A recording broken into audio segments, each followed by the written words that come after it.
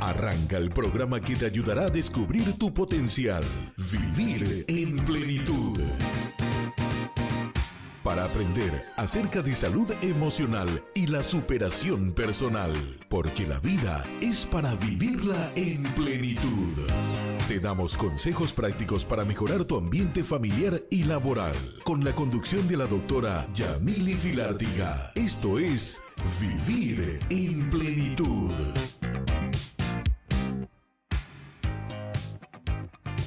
Muy buenas noches, bienvenidos a un programa más de Vivir en Plenitud. Mi nombre es Federico Fuig y en los próximos 60 minutos vamos a estar compartiendo acerca de un tema muy interesante para el crecimiento personal. Muy buenas noches, doctora. Buenas noches, Federico. Buenas noches, querida audiencia. ¿De qué vamos a hablar en esta ocasión, doctora? Esta noche vamos a tocar un tema que es la esencia, la base, el fundamento de la inteligencia emocional, que es el autoconocimiento. El auto es conocerse a uno mismo, sería. Es conocerse a uno mismo, sí. Dijo William Shakespeare: de todos los conocimientos posibles, el más sabio y útil es el conocerse a sí mismo. Y eso es cierto, porque el conocernos a nosotros mismos nos da la certeza de nuestro potencial, de nuestra fortaleza, de nuestras debilidades, de lo que somos capaces de hacer y de aquello también de cual no está en nuestras habilidades de hacer, y por lo tanto nos ayuda para poder avanzar en nuestro desarrollo personal. Uh-huh. Ahora, la esencia, dijimos, de la inteligencia emocional, dijimos que es el autoconocimiento, ¿verdad? Pero para eso vamos a hacer un pequeño repaso de lo que es inteligencia emocional. La inteligencia emocional es la capacidad de entender, controlar y modificar nuestros estados emocionales. Esos estados emocionales propios y también en los demás. Uh-huh. Es una teoría prácticamente nueva. En 1990 comenzó el boom de la inteligencia emocional con la aparición de un libro, la publicación de un libro llamado justamente La inteligencia emocional del doctor Daniel Goleman, que realmente vino a romper un modelo en la psicología, un modelo en el cual lo más importante para el desarrollo que se creía hasta entonces era el coeficiente intelectual. O sea, tu coeficiente intelectual o CI era lo que marcaba el éxito en tu vida. Eso es lo que se creía hasta ese momento, ¿verdad? Pero realmente se comprobó que el factor del éxito es esa capacidad de poder manejar nuestras propias emociones. Uh-huh. De poder controlarnos, de poder llevar adelante nuestra vida con perseverancia, llegar hasta nuestras metas, tener paciencia, nuestros valores, lo que somos en lo valorativo y en lo emocional. Eso es lo más importante al final para el éxito, ¿verdad? De ahí surgió justamente el tema de la inteligencia emocional y este libro que llegó a ser un boom, un bestseller, que hasta ahora se vende realmente muy bien, el libro acerca de la inteligencia emocional. Y Daniel Goleman habla acerca de justamente las habilidades que componen la inteligencia emocional. Y la primera de esas habilidades justamente es la capacidad de autoconocernos, el autoconocimiento. Sí. También hubo otro científico que estudió acerca de las capacidades humanas, también en la Universidad de Harvard, el doctor Howard Gardner, que habló acerca de que nosotros tenemos múltiples inteligencias y habla de dos tipos de esas inteligencias, que es la inteligencia intrapersonal y la otra la inteligencia interpersonal. Y justamente Daniel Goleman y Howard Gardner, ambos coinciden en que esa capacidad de conocernos a nosotros mismos, o sea, que es una capacidad que se desarrolla, es la primera habilidad justamente para poder nosotros salir adelante. Uh-huh. Esa inteligencia que habla Howard Gardner tiene tres habilidades principales: el autoconocimiento, la autorregulación, o sea, la capacidad de manejar las emociones, y la capacidad de automotivarnos, o sea, de salir adelante a pesar de que todas las circunstancias en nuestro entorno sean negativas y que no tengamos nadie que nos, vamos a decir, que nos motive, que nos aliente, sino que nosotros mismos seamos el que nos automotivemos. Sí. Tres habilidades. Y la primera es el autoconocimiento. ¿Qué te parece, Federico? ¿Vos te conoces a vos mismo? Y creo que nadie se conoce tanto como debería, porque es un proceso sistemático. Creo que vamos descubriendo, a medida que vamos quemando etapas, también vamos descubriendo aspectos de nuestro carácter, de nuestra personalidad, mejor dicho, que a veces no sabíamos siquiera que estaba ahí. Sí, nuestras experiencias, ya sea positivas o negativas, nos van hablando de nosotros mismos, ¿verdad? Sí. De repente tenemos reacciones que no sabíamos de que éramos capaces, ya sea lo positivo o lo negativo, ¿verdad? Sí. Y nadie nace conociéndose ni teniendo ya esta habilidad, es algo que se desarrolla. Justamente eso es lo bueno de la inteligencia emocional, ¿verdad? Todo que nos dice que todo se aprende. Todas estas habilidades son capacidades que podemos aprender. Sí. Y justamente el autoconocimiento es una habilidad que nosotros podemos aprender y que nos conviene aprender. Esta habilidad comenzamos a tener por medio de desarrollar la conciencia de uno mismo, la autoconciencia. La conciencia es la vigilancia o un estado de alerta en el cual nos colocamos mentalmente, ¿verdad? Entonces, la autoconciencia justamente significa que nosotros estamos conscientes de nuestros propios procesos internos mentales, acerca de lo que pensamos, de lo que sentimos, de esa autoevaluación constante para corregir lo negativo y desarrollar lo positivo. Esa es la autoconciencia. Es la base justamente del autoconocimiento, ¿verdad? Sí. Y el autoconocimiento es la base de la autoestima. Sí. Para poder nosotros amarnos a nosotros mismos, estimarnos, valorarnos a nosotros mismos, primero debemos conocernos. Claro. No podemos amar a aquello que no conocemos. Sí. Y ese autoconocimiento nos lleva a comprendernos, o sea, a la autocomprensión. Entendernos, perdonarnos a nosotros mismos, nuestros errores, nuestras faltas. Tratar de cambiar aquello que se deba cambiar. Y por lo tanto, esa autocomprensión nos va a llevar a la autoaceptación. Y la autoaceptación al amor. No podemos amar al prójimo sin amarnos a nosotros mismos. Nadie puede dar lo que no tiene. Sí, así mismo. Por lo tanto, el autoconocimiento es lo principal para todo nuestro relacionamiento interpersonal, así como para el éxito personal. Sí. Ahora, ¿qué es lo que nosotros debemos conocer de nosotros mismos? Esa es la pregunta que debemos hacernos. Porque somos seres complejos, somos seres que realmente estamos formados por emociones, por ideas, creencias, un montón de componentes que forman nuestra mente, ¿verdad? Y tratando así de simplificar qué es lo que debemos conocer de nosotros mismos, podemos empezar por justamente nuestros talentos o lo que el Dr. Gardner llama inteligencias. Cada persona tiene diferentes capacidades innatas. Sí. Cada ser humano tiene ciertas capacidades o habilidades cosas que le son fáciles de hacer. Por ejemplo, algunas personas tienen cierta habilidad natural para las matemáticas. Sí. Otras tienen habilidad para escribir y hablar bien, la capacidad lingüística. A estas capacidades le llaman justamente inteligencia lingüística, a la otra inteligencia matemática. Y se encuentra también la inteligencia espacial, que es la capacidad de ver en la mente, ver en 3 dimensiones.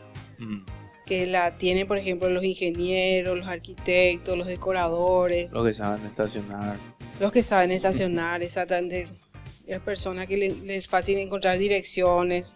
La inteligencia musical, la capacidad de distinguir sonidos, de crear música, temas musicales. Esa es la inteligencia musical. Sí. La corporal, la tienen, por ejemplo, los atletas, los bailarines, aquellos que manejan muy bien sus movimientos corporales, coordinan, tienen equilibrio físico. Y la inteligencia naturalista, que nosotros los paraguayos lo tenemos realmente en gran medida.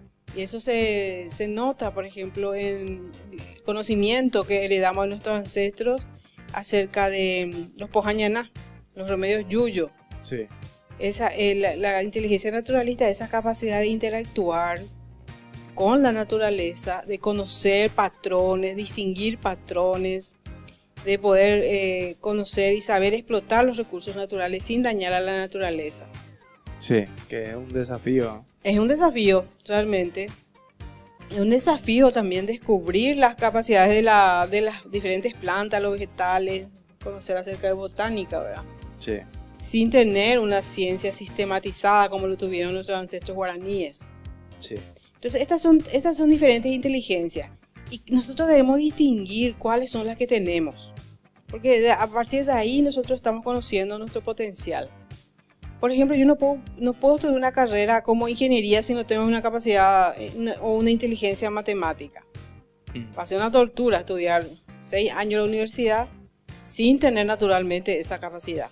sí, O la capacidad espacial, por ejemplo. La musical, no puedo yo dedicarme a la música si realmente no sé distinguir bien los sonidos. Muchas veces se da también la gente que por una cuestión pragmática se mete a estudiar y por ende también a ejercer después la docencia y en realidad no tiene ni el talento ni la vocación para ejercer esa profesión y después toda la sociedad termina pagando los platos rotos. Sí, realmente para carreras que tengan mucho contacto con la gente se necesita la inteligencia interpersonal, ¿verdad? Como que deberían tener los maestros, deberían tener las personas que trabajan directamente con personas, Sí, brindando servicios, o ventas también. Toda persona que tenga que relacionarse continuamente con otros necesita la inteligencia interpersonal y si no tiene eso se tiene que desarrollar. sí, Bueno, entonces lo primero que debemos conocer son justamente los talentos o inteligencias. Si yo sé qué puedo hacer, cuáles son mis habilidades y qué no puedo hacer, voy a elegir correctamente mi profesión. No voy a ponerme a estudiar o a una carrera en la cual no tenga esa habilidad porque va a ser una tortura. Sería como vivir cada día una tortura de esforzarme para hacer algo que me va a costar demasiado. sí, No voy a estar fluyendo, como se dice, no voy a poder entrar, como dice Daniel Goleman, en estado de flujo. Estado de flujo es ese estado mental en el cual cuando algo nos gusta ni siquiera sentimos el tiempo. ¿Te pasó alguna vez eso, Federico? Cuando estás componiendo una canción, por ejemplo. sí, especialmente cuando estoy grabando, lo que me suele pasar. ¿Te suele pasar eso? Sí, ¿Qué te suele pasar? y que me olvido de comer, de dormir, de todo. Pero es un estado positivo. Claro, Que te puede llevar al cansancio físico, pero no a un estrés emocional.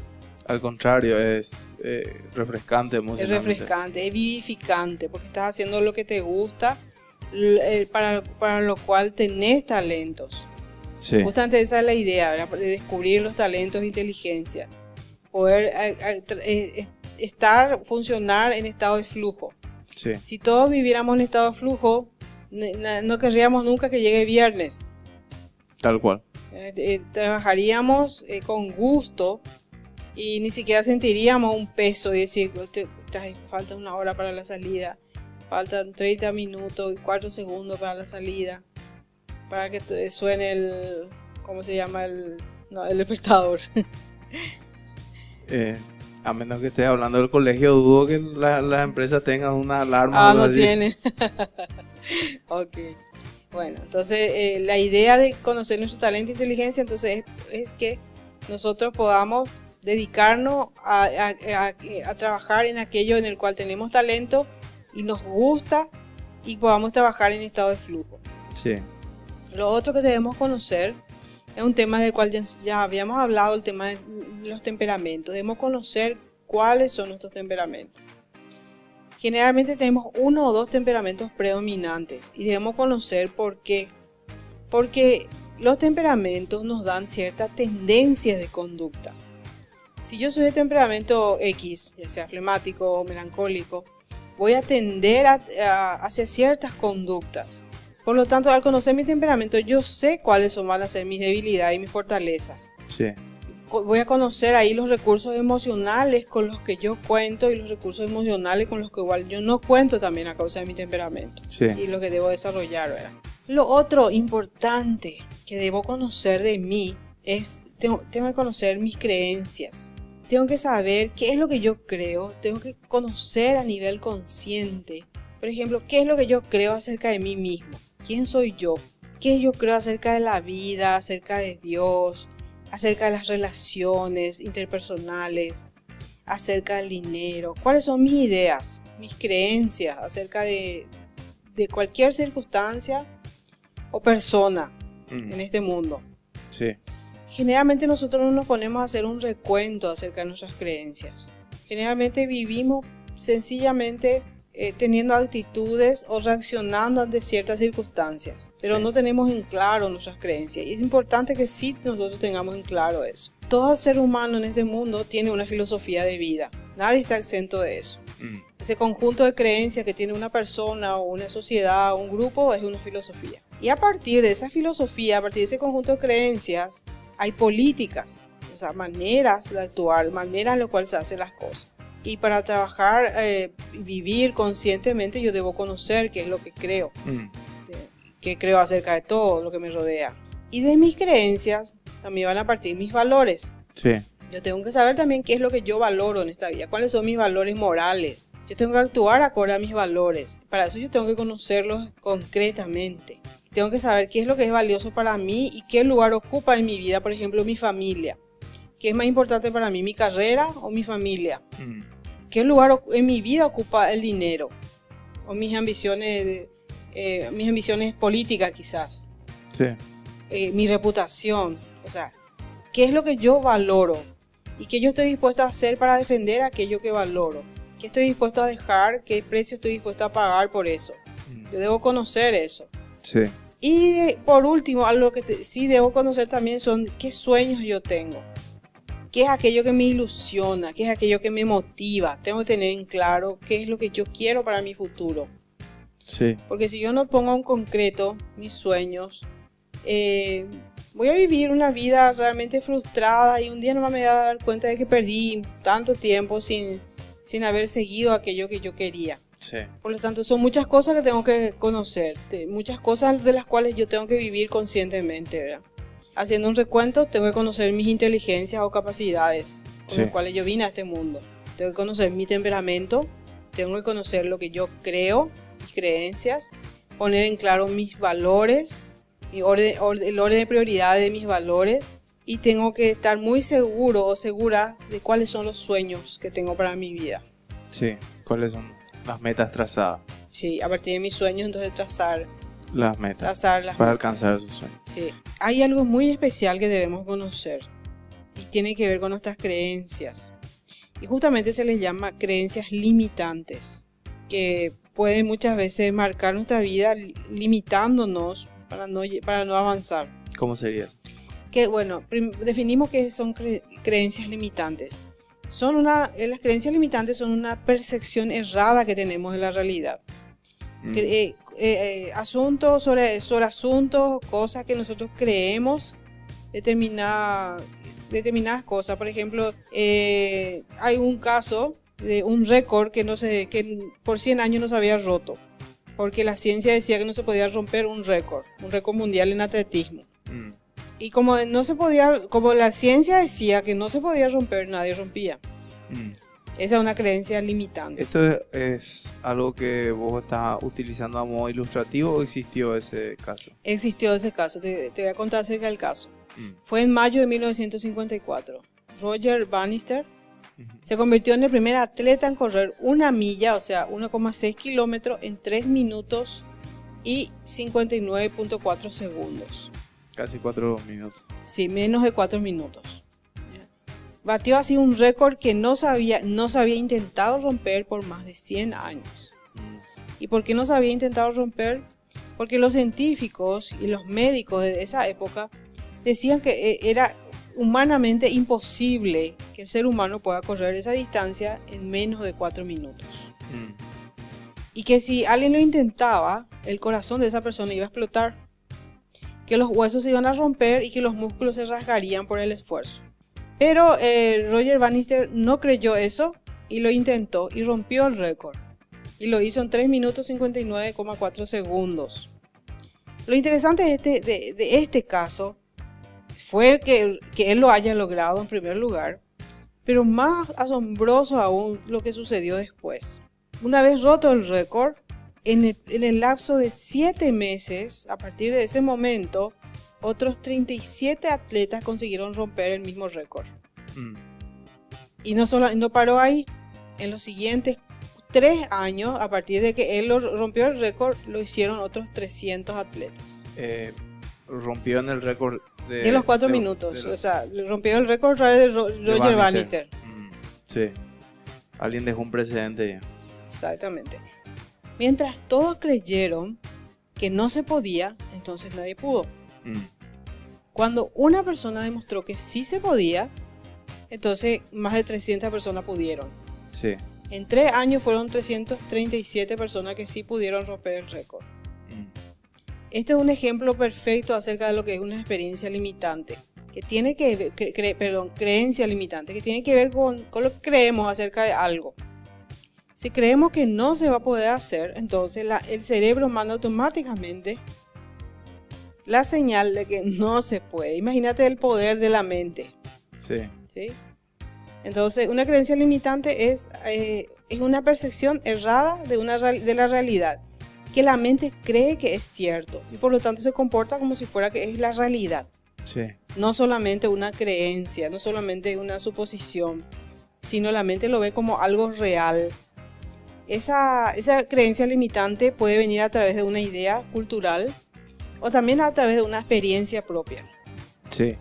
Está el caso, la historia del famoso caso del elefante de circo, que le ataban una pierna a una estaca y obviamente era chico el elefante y se lastimaba cada vez que trataba de salirse, ¿verdad? Y después de grande seguía el elefante gigante ya a una pequeña estaca ya porque creció el elefante, ¿verdad? Pero ya ni intentaba porque se creía de que no iba a poder y que le iba a causar dolor. Exacto, ese es un ejemplo de que a partir de una experiencia se formó una creencia limitante. Sí. Era una pequeña barrera que tenía él para poder escapar y no la derribaba porque creía que no podía. Sí. Y lo mismo sucedió con el atleta. Así es. ¿Qué hacemos si nosotros reconocemos una creencia limitante? Primero, luego tratar justamente de conocer nuestras creencias. Sí. Y pasarlo por el sedazo del argumento lógico. ¿Será que es cierto lo que creo? ¿De verdad yo no puedo? ¿De verdad no se puede? ¿O yo solamente estoy suponiendo? ¿O esta creencia no es la realidad? Lo primero entonces identifico esos pensamientos y después de identificarlos los cuestiono para poder liberarme de ellos. Y así yo pueda batir mis propios récords y comenzar a esforzarme en esa dirección. Sí. Porque si yo cambio mis creencias, toda mi actitud cambia. Y al cambiar mi actitud hacia algo, comienzo yo a cambiar mi conducta. Y dirigir mis esfuerzos hacia la dirección a donde estoy apuntando. Sí. Justamente dice, en la Biblia dice, cambia tu manera de pensar para que cambie tu manera de vivir. Y esa es realmente la realidad. Claro, porque lo que pensamos es lo que terminamos haciendo. Sí. Porque lo que pensamos es lo que naturalmente vamos internalizando y luego se convierte en lo que creemos. Y uno actúa en función a lo que cree. Sí, y por eso justamente es tan importante la autoconciencia. Porque si tenemos muy bajo nivel de autoconciencia, si vivimos sin reflexionar acerca de nosotros mismos, y vamos a ignorar nuestras propias debilidades, vamos a carecer también de esa seguridad que necesitamos para evaluarnos en forma correcta, evaluar nuestras fuerzas en forma correcta y tener seguridad en nosotros mismos. No vamos a ser capaces tampoco ni de comprometernos con nuestros propios sueños, ni comprometernos con proyectos que ayuden a las demás personas. Sí. Porque necesitamos realmente conocernos para poder manejar nuestras vidas, manejar nuestras emociones, manejar nuestra conducta. Sí. Porque aquello que yo no conozco de mí me maneja. Aquello que yo conozco, al cual yo le pongo nombre, es algo que yo puedo manejar. Uh-huh. Dijo un famoso psicólogo, el doctor Jung, dijo: Hasta que lo inconsciente no se haga consciente, el inconsciente seguirá dirigiendo tu vida y tú lo llamarás destino. Clásico, el tipo se iban entre cuatro en una moto sin casco, sin luz, de contramano y borracho, era su destino morir. No es que el tipo fue inconsciente. Sí, y justamente las cosas que nosotros que no sabemos de nosotros mismos pueden llegar a manejar nuestra vida y hasta provocarnos un autosabotaje. Sí. Y como en el caso así, inclusive puede llegar a matarnos, nuestra propia mente, el descuido de nosotros mismos, el descuido de lo que creemos, el descuido de lo que sentimos, nos puede llevar no solo al fracaso, sino hasta la muerte. Sí. Y cuando aquello que nosotros no conocemos se convierte en un conflicto interno, algo que no podemos resolver porque no conocemos que hay adentro un conflicto, entonces eso se convierte en dolencia física. O sea, en somatización. Sí. Somatizamos las emociones que no sabemos manifestar o que no queremos, no podemos manifestar o que no conocemos. Nos ponemos nerviosos y se nos sube la presión. Sí. Peñandente llegó a nervioso. Sí, exactamente. Entonces, la presión alta, la presión baja es una clásica somatización. Sí. Y se considera que el 85% de todas las enfermedades del ser humano son de esta índole. Son psicosomáticas, o sea, no es que sean irreales, sino que son dolencias reales en el cuerpo, pero producidas por el efecto de la mente. Sí, tienen sus raíces en las emociones. Tienen sus raíces justamente en el desequilibrio emocional, o la mala manera en la cual manifestamos nuestras emociones, o sencillamente porque aplacamos las emociones y no las manifestamos. Sí. Por lo tanto, el estar consciente de nuestras propias emociones nos puede ahorrar dolencias, enfermedades. Sí. Tan graves pueden ser que pueden ser enfermedades cardiovasculares, de derrame cerebral, nos puede dejar inválido inclusive. Sí. Y otro beneficio de vivir con autoconciencia es que nos hace responsables de nuestras propias decisiones. Hacernos responsables por nuestras propias decisiones implica dejar de lado la autocompasión y el sentirnos víctimas de las circunstancias. Sí. O sea, una persona, ¿por qué esto es importante? Porque una persona que se considera a sí misma víctima de las circunstancias o víctima de otras personas, de la maldad, el error de otras personas, entonces, como toda víctima es pasiva, se siente entonces incapaz para cambiar su realidad. Sí. Una víctima es víctima, no se mueve, está inválida ahí emocionalmente para poder cambiar su realidad. Pero cuando nosotros estamos conscientes de nuestros propios errores, de nuestras propias fortalezas y debilidades, asumimos la responsabilidad por nuestras propias vidas. Aunque quizás otros nos puedan llegar a hacer daño, nosotros asumimos nuestra parte de la realidad y nos levantamos por nuestros propios medios, sin sentirnos víctimas. Sí, una víctima no toma decisiones. No puede. Por lo tanto, la autoconciencia nos motiva para avanzar y para prosperar. Y nos ayuda a avanzar y a convertirnos en personas maduras también, ¿verdad? Nos hace también ser proactivos y no reactivos. Sí. Nos hace tomar decisiones antes de que sucedan para evitar problemas. Nos hace ver las necesidades antes de que aparezcan. Sí. Y por lo tanto, ¿verdad? Entonces eso nos ayuda en todas las áreas de nuestras vidas. También la autoconciencia nos mantiene enfocados. Sí. Porque como sabemos lo que queremos, si es que somos conscientes de nosotros mismos, sabemos hacia dónde queremos llegar, entonces nos mantiene enfocados en nuestras metas. Pero si nosotros no conocemos ni nuestros sueños, no nos ponemos metas, no sabemos hacia dónde ir, por supuesto no vamos a estar enfocados, vamos a perder el tiempo, vamos a perder nuestras vidas un día a la vez. Y hay realmente un dicho, un decir de un profeta acerca de alguien en la Biblia que es muy interesante y describe muy bien esta situación, esta realidad. Dice el profeta Oseas por Efraín. Le dice a Efraín, por Efraín dice, Efraín fue torta no volteada.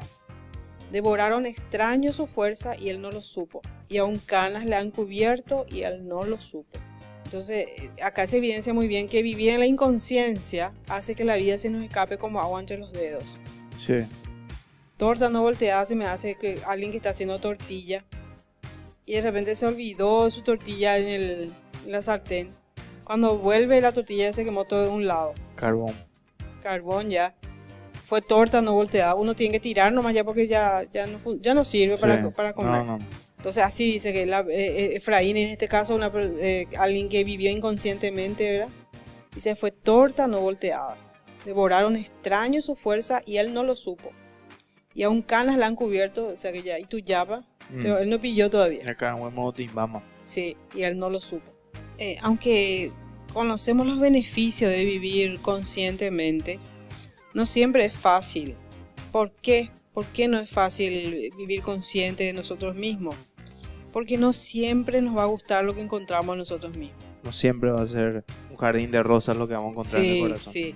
Hay cosas que no nos gustan de nosotros mismos, errores del pasado que no nos perdonamos. Hay debilidades que no nos agradan, que pensamos que no deberíamos tener, que nuestra vida hubiese sido mejor si no tenemos. Entonces, al analizarnos, al tratar de vivir conscientemente, también con lo bueno que encontramos, también lo negativo surge. Y como a la mente humana no le gusta sufrir, justamente el instinto de supervivencia a todo ser humano le dice que el sufrimiento es malo. La mente entonces trata de evitar ese sufrimiento.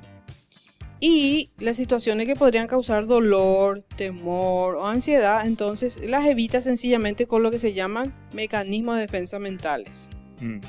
¿Qué es un mecanismo de defensa mental? Es una manera que tiene la mente de no aceptar la realidad, así como es.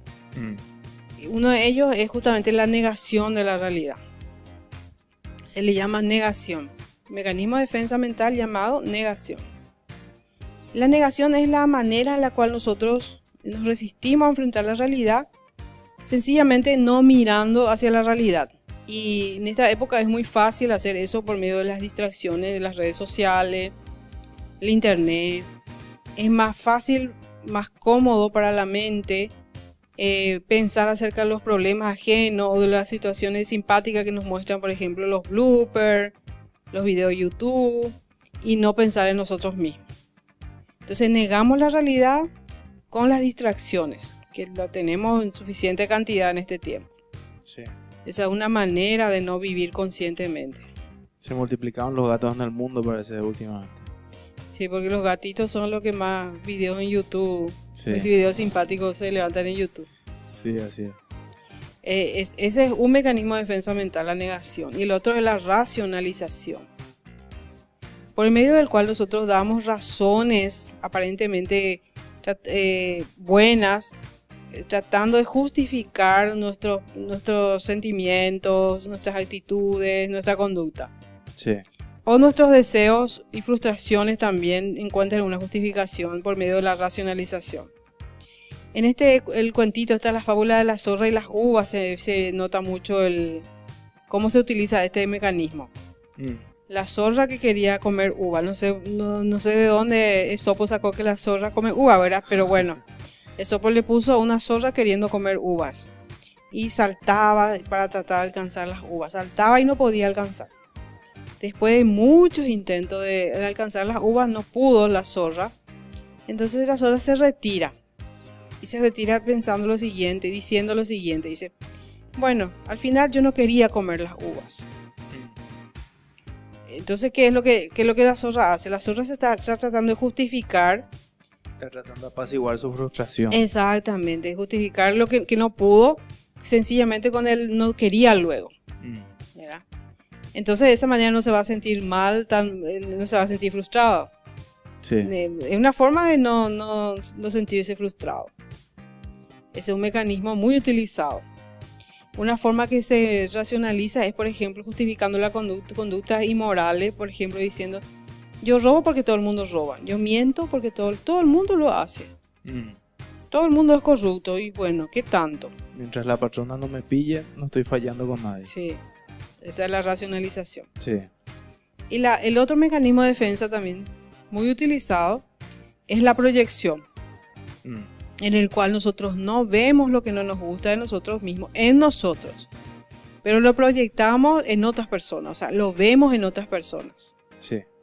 La proyección entonces es la manera como nosotros vemos nuestros propios defectos, pero en otras personas, y no reconocemos en nosotros mismos. Sí.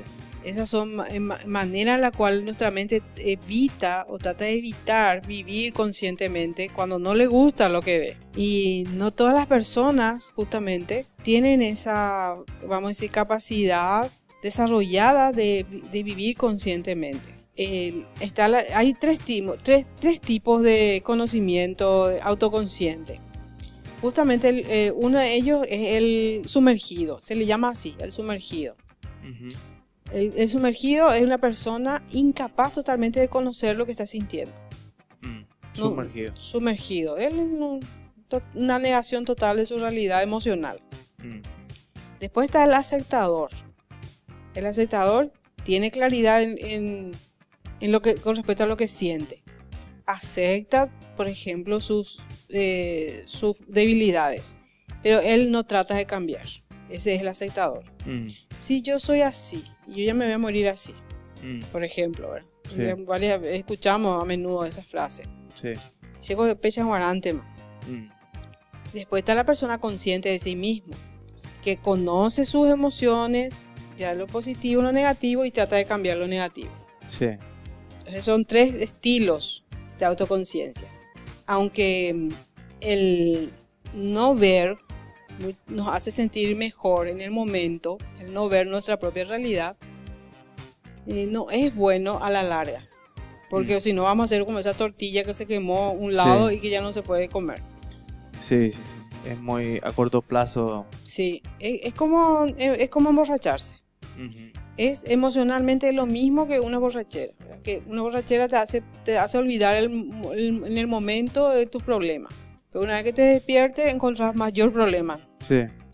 Aparte de tus problemas personales que te hicieron tomar, ahora tener problemas de ser también alcohólico. Sí. Es lo mismo con la persona que no quiere, se niega a ver su realidad, ¿verdad?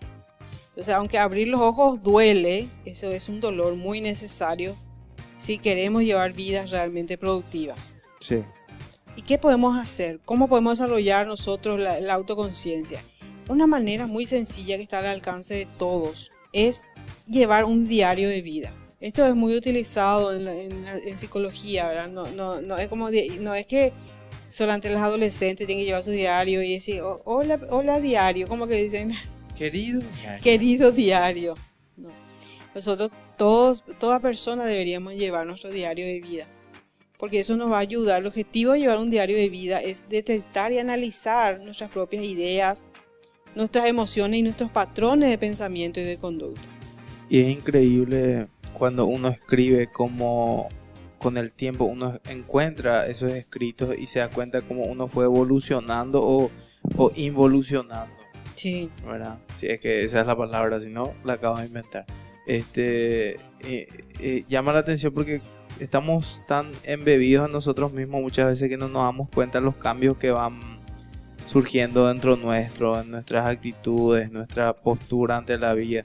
Y cuando dejamos algo, un legado escrito, es como que podemos compararnos y analizar un poco los cambios que hubieron o no hubieron, dependiendo, ¿verdad? De cuál sea el caso. Sí. Y poner por escrito lo que nosotros estamos pensando y sintiendo le da otra perspectiva, una perspectiva de más real.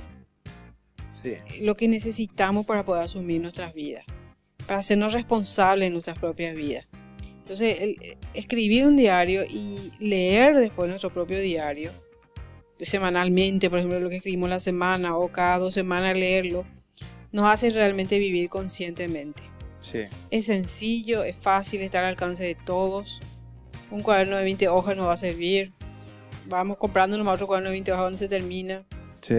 O en la computadora. O en la computadora.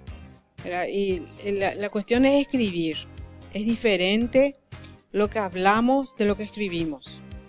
Sí. Entonces escribir le da un plus a la autoconciencia. Porque cuando escribimos estamos analizando una y otra vez cómo vamos a expresarnos, de una manera también. Aclaramos más entonces nuestra mente. Sí, y también yo creo que después eso repercute en la capacidad de comunicación también, Sí, sí. a la hora de expresarse. Entonces, una forma de analizar más nuestras emociones, nuestros sentimientos por medio del diario es, por ejemplo, si nosotros estamos pensando, dándonos cuenta de que algo no nos gusta de nosotros, de que, por ejemplo, tenemos problemas de ansiedad, problemas de miedo, problemas de ira en determinadas situaciones, quiero dar unos puntos acá que podemos nosotros utilizar justamente en nuestro diario para analizar esa circunstancia y poder tomar control de eso. Sí. Por ejemplo, preguntas que debemos respondernos. Vamos a imaginar que nuestro problema es la ira. Yo la primera pregunta que tengo que hacerme a mí misma después de lo que sucedió, ¿verdad? El evento, tuve un arranque de ira en la oficina, por ejemplo, o en mi casa, con mi familia. Sí. Lo primero que tengo que es describir en mi diario es qué pasó. O sea, y ahí yo tengo que describir la situación, el evento. Sí. No cómo me siento o cómo me sentí. El evento, se cayó, se rompió el plato.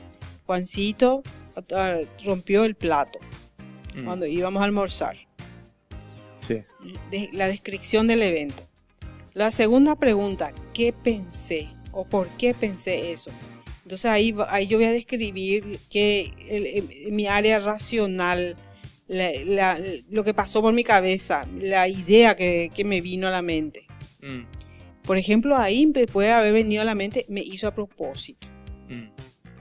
Rompió a propósito el plato. Puede ser un pensamiento totalmente irracional, pero eso es lo que pensé. Sí. Entonces, ¿qué pensé? Que hizo a propósito. ¿Por qué pensé eso? Porque es la segunda vez que pasa. O porque se enojó conmigo porque no le di permiso la semana pasada. Lo que yo haya pensado en ese momento. Tercera ronda de preguntas. ¿Cómo me sentí? Me sentí furiosa. Quise pegarle. Quise romper otro plato. Ay, sí, por su cabeza ya. Sí. Entonces, eso es lo que yo sentí. Después, ¿cómo actué? ¿Qué hice ahí? O ahí yo voy a describir si le pegué, si grité, si dije una mala palabra, lo que haya yo hablado, dicho o hecho. Describir con lujo de detalles. Siempre en mi diario. Sí. Después analizo punto por punto y a partir de ese autodescubrimiento que yo hago en esa situación, entonces yo comienzo a preguntarme, ¿qué idea yo necesito cambiar? ¿Por qué yo pensé lo que pensé? Sí. ¿Es racional esa idea? ¿Es real o es mi imaginación? Ahora, ¿cómo yo debería sentir? ¿Cómo yo deberé sentir la próxima vez que sucede? Si vuelvo a romper otro plato. ¿Cómo me debería sentir? ¿Cómo me debería sentir? O cómo yo quiero sentirme si vuelvo a pasar por esa situación. Entonces, ¿cómo actuaré en la próxima situación similar? Sí. Entonces yo ahora, a partir de todo esto, de todas estas descripciones que hago, voy a describir una situación hipotética. Como si fuera que ya sucedió y cómo yo estoy actuando en la forma como yo quiero actuar. Sí. Entonces, al escribir eso, describiendo una situación ideal, entonces yo voy a estar programando mi mente para actuar de esa manera la próxima vez. Sí. Y puede ser que la primera no me salga del todo, pero ya voy a estar consciente de lo que yo tengo que pensar y sentir y hacer. Me va a salir la segunda, la tercera vez, quizá la cuarta vez, pero va a salir. Porque esa programación mental tiene su proceso, pero es muy efectiva. Llegamos al final de Vivir en Plenitud. Hemos tocado temas relacionados al cuidado de la salud emocional y la superación personal. Hemos escuchado tus consultas y esperamos que nuestros consejos puedan hacer la diferencia en tu día a día. Con la conducción de la doctora Yamili Filártiga, esto fue Vivir en Plenitud. Etapa también vamos descubriendo aspectos de nuestro carácter, de nuestra personalidad, mejor dicho, que a veces no sabíamos siquiera que estaba ahí. Sí, nuestras experiencias, ya sea positivas o negativas, nos van hablando de nosotros mismos, ¿verdad? Sí. De repente tenemos reacciones que no sabíamos de que éramos capaces, ya sea lo positivo o lo negativo, ¿verdad? Sí. Y nadie nace conociéndose ni teniendo ya esta habilidad, es algo que se desarrolla. Justamente eso es lo bueno de la inteligencia emocional, ¿verdad? Todo que nos dice que todo se aprende. Todas estas habilidades son capacidades que podemos aprender. Sí. Y justamente el autoconocimiento es una habilidad que nosotros podemos aprender y que nos conviene aprender. Esta habilidad comenzamos a tener por medio de desarrollar la conciencia de uno mismo, la autoconciencia. La conciencia es la vigilancia o un estado de alerta en el cual nos colocamos mentalmente, ¿verdad? Entonces, la autoconciencia justamente significa que nosotros estamos conscientes de nuestros propios procesos internos mentales, acerca de lo que pensamos, de lo que sentimos, de esa autoevaluación constante para corregir lo negativo y desarrollar lo positivo. Esa es la autoconciencia. Es la base justamente del autoconocimiento, ¿verdad? Sí. Y el autoconocimiento es la base de la autoestima. Sí. Para poder nosotros amarnos a nosotros mismos. Arranca el programa que te ayudará a descubrir tu potencial. Vivir en plenitud. Para aprender acerca de salud emocional y la superación personal. Porque la vida es para vivirla en plenitud. Te damos consejos prácticos para mejorar tu ambiente familiar y laboral. Con la conducción de la doctora Yamily Filártiga. Esto es Vivir en Plenitud.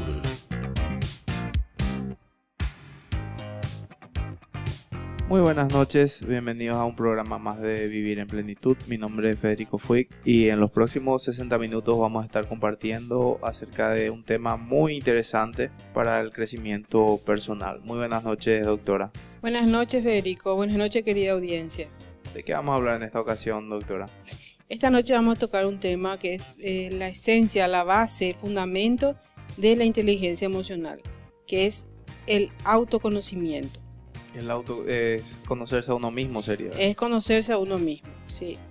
Dijo William Shakespeare: de todos los conocimientos posibles, el más sabio y útil es el conocerse a sí mismo. Y eso es cierto, porque el conocernos a nosotros mismos nos da la certeza de nuestro potencial, de nuestra fortaleza, nuestras debilidades, de lo que somos capaces de hacer y de aquello también de cual no está en nuestras habilidades de hacer, y por lo tanto nos ayuda para poder avanzar en nuestro desarrollo personal. Estimarnos, valorarnos a nosotros mismos. Primero debemos conocernos. Claro. No podemos amar aquello que no conocemos. Sí. Y ese autoconocimiento nos lleva a comprendernos, o sea, a la autocomprensión. Entendernos, perdonarnos a nosotros mismos, nuestros errores, nuestras faltas, tratar de cambiar aquello que se deba cambiar, y por lo tanto esa autocomprensión nos va a llevar a la autoaceptación, y la autoaceptación al amor. No podemos amar al prójimo sin amarnos a nosotros mismos. Nadie puede dar lo que no tiene. Sí, así mismo. Por lo tanto, el autoconocimiento es lo principal para todo nuestro relacionamiento interpersonal, así como para el éxito personal. Sí. ¿Qué es lo que nosotros debemos conocer de nosotros mismos? Esa es la pregunta que debemos hacernos. Porque somos seres complejos, somos seres que realmente estamos formados por emociones, por ideas, creencias, un montón de componentes que forman nuestra mente, ¿verdad?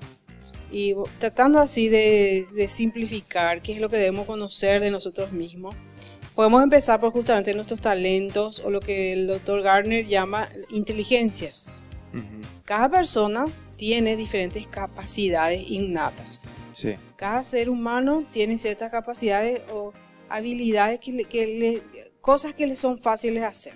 Por ejemplo, algunas personas tienen cierta habilidad. Ahora, la esencia, dijimos, de la inteligencia emocional, dijimos que es el autoconocimiento, ¿verdad? Pero para eso vamos a hacer un pequeño repaso de lo que es inteligencia emocional.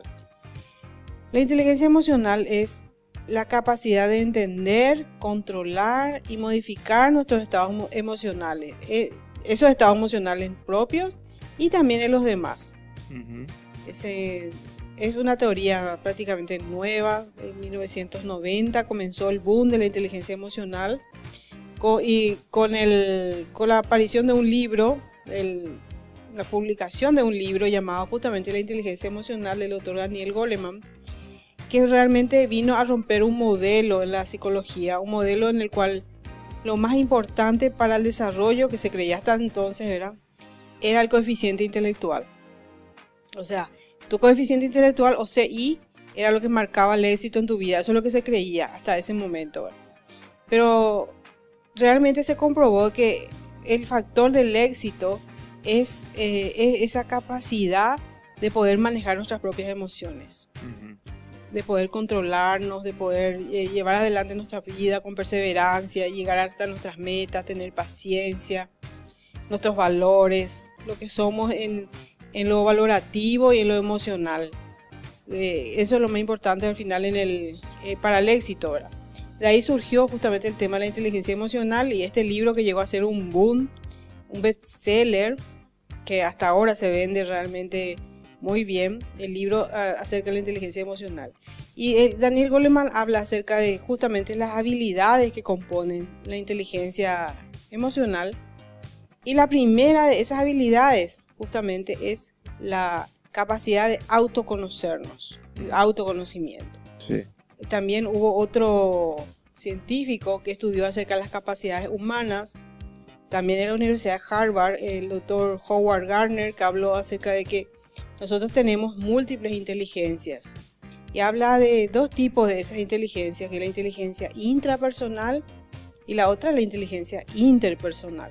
Y justamente Daniel Goleman y Howard Gardner, ambos coinciden en que esa capacidad de conocernos a nosotros mismos, o sea, que es una capacidad que se desarrolla, es la primera habilidad justamente para poder nosotros salir adelante. Esa inteligencia que habla Howard Gardner tiene tres habilidades principales: el autoconocimiento, la autorregulación, o sea, la capacidad de manejar las emociones, y la capacidad de automotivarnos, o sea, de salir adelante a pesar de que todas las circunstancias en nuestro entorno sean negativas y que no tengamos nadie que nos, vamos a decir, que nos motive, que nos aliente, sino que nosotros mismos seamos el que nos automotivemos. Sí. Tres habilidades. Y la primera es el autoconocimiento. ¿Qué te parece, Federico? ¿Vos te conoces a vos mismo? Y creo que nadie se conoce tanto como debería, porque es un proceso sistemático. Creo que vamos descubriendo a medida que vamos quemando